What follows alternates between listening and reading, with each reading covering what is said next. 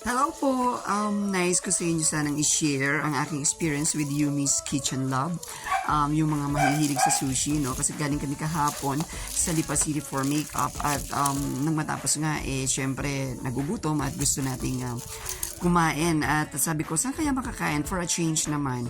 So, dumaan nga kami sa Yumi's Kitchen Lab. At kita niyo naman yung kanilang presentation, no? Makikita mo na sobrang organized, sobrang linis, at itsura pa lang talagang sobrang sarap. So, kumbaga parang complete package talaga.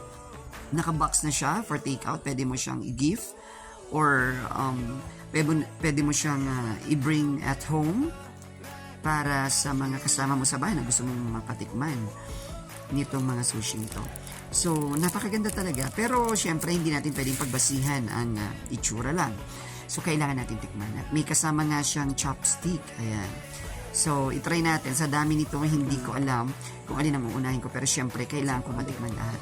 Unahin ko muna to.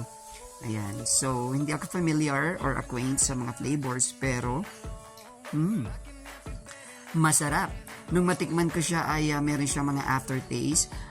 Sabi ko nga, hindi ako sanay sa ganitong pagkain pero parang hahanapin siya ng dila ko, babalik-balikan ko siya. Kasi talagang nakakabusog. Maliban sa nakakabusog, may iba't iba siyang flavor. Masarap talaga siya.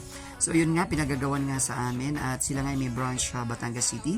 3 sa Lipa, sa Parkway ito, binili sa likod ng 7-Eleven, papuntang Canosa.